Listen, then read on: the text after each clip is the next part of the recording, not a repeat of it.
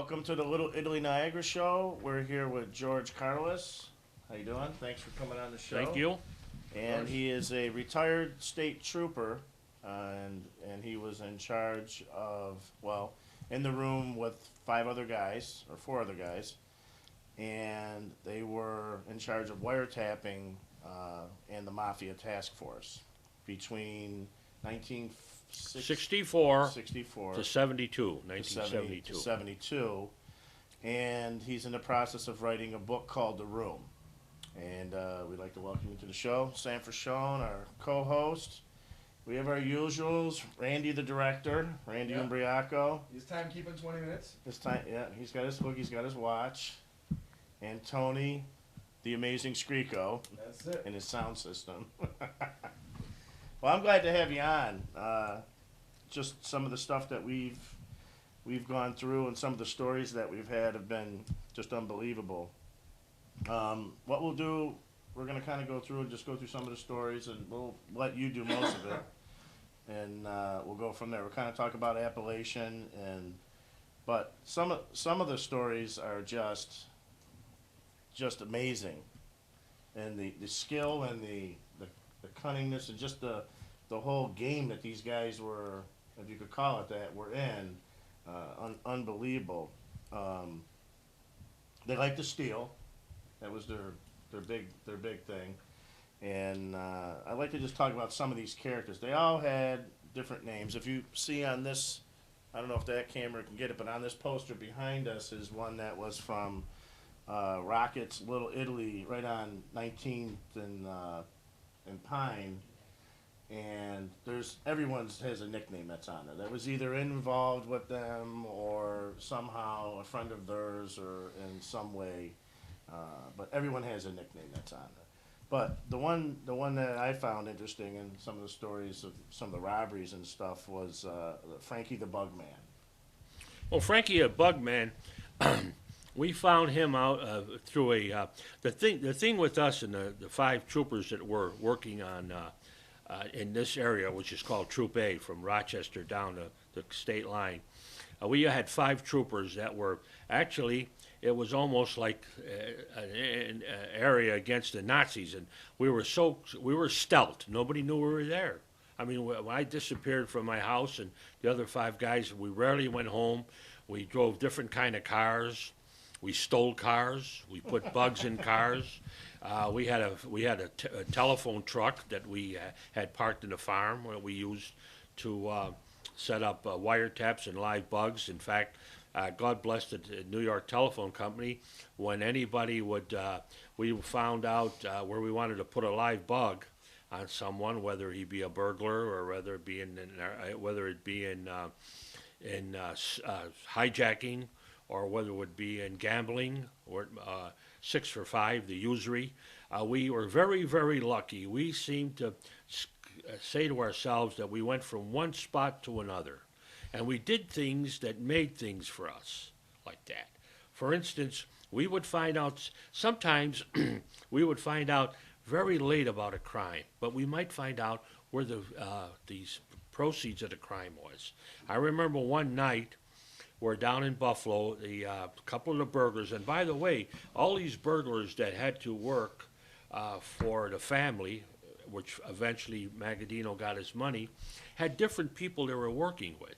Usually someone that Magaddino had jewelry stores. It was a jewelry burglary. If you wanted to steal a hijack, which another business they were in, steal a piece of equipment parked by the telephone company somewhere or by the gas company, that might go to South Africa.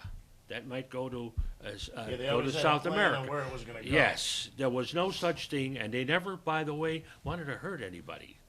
I remember there was 2 hijackings that and I'm jumping around a little bit here.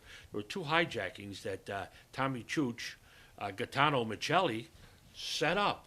And they were both coming from, one was a whole truckload of Max Fly golf balls, 10,000 dozen golf balls in the truck. Oh, and the other was, if you can ask your wives about it, we would know about the old Tony permanents, a whole truckload of Tony self-permanents. and they were going to What's that, hijack hair stuff? Yes, for the hair stuff for the women, and they hijacked both of those trucks. But unfortunately, we knew about it, and we knew just about on what road they were coming by, and we knew their plan was to tell the driver, get out of the truck, and you can call the police an hour later, you better be nice, and they let him go. They never hurt him, but unfortunately, both of them, we set up for the Pennsylvania State Troopers, our buddies, and they caught both trucks. Now, after that happened, Tommy Chooch was put on a carpet. 2 hijackings, 2 times the state troopers got you. What are you doing wrong? And he had to explain to, maybe to Sam Pieri or to maybe Freddie Fox Rondaccio what happened. Because those things were going to be delivered to a buyer that they had set up already. And when that They had didn't like their happen, own marketing plan, didn't they they? had a marketing plan. So you could see that they were, and then the question was, and we used to hear this on other wiretaps, who's talking? Who's got to be shut up? Who's got to be taken care of? What's happening here? What's happening here?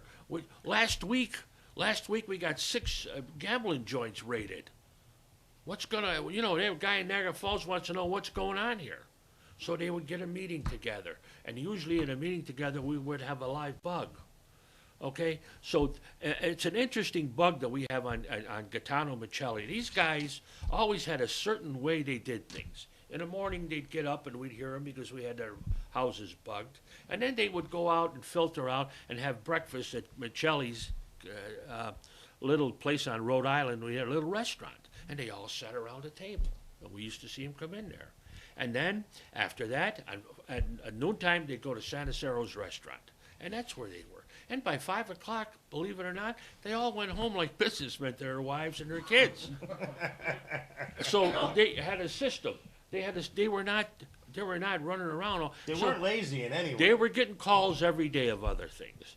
But you have to remember that the old man Magaddino ran Montreal, Toronto, Cleveland, Pittston, Pennsylvania. One of his right-hand men, Russell Buffalino, down there was a really big man for him. Could have been almost like him, but wasn't. And then they ran Erie, Pennsylvania, Buffalo, Niagara Falls, Rochester, Utica, and Syracuse. That was the old man's. What a territory he had. When you think of like the Gambino crime family, Colombo, Genovese. These guys had like, one guy had Queens, one guy had Brooklyn, one guy had Staten Island, who had Manhattan, Luciano, Upper Manhattan, who had the Bronx and Harlem. When you look at the individuals of this area, they had states.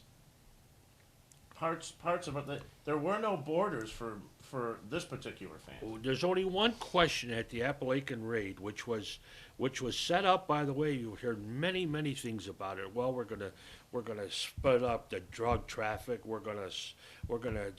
How about if Joe got killed? Who killed Joe? Or let's kill Tom. That wasn't what that meeting was about. That meeting was about as close as you can get to what happened. In any book that you read, you'll hear about these things that they wanted to divide up. That was not the meeting was set up there to make sure that they got into the businesses, that they got into the more in the garment industry. And the other thing that they solidified what we thought about this raid was the fact that they wanted to control, believe it or not, the U.S. government and the states' governments, particularly New Jersey, obviously, and New York, through politicians. Right. They were saying that if we get a politician that has a girlfriend, we want to write it down and then go to them and say, here's $5,000 for your campaign, senator, a state senator, or an assemblyman, or a mayor. And but we also, we're watching you, and we know that you have a girlfriend on 10th Street. So we're going to be so nice to you. We want you to be with us. But we got you. But we got you. The other thing, and too, they also used methods where, when they got a business, they made sure that business was run properly, so they could make money on it. Old man Magaddino, we see all these.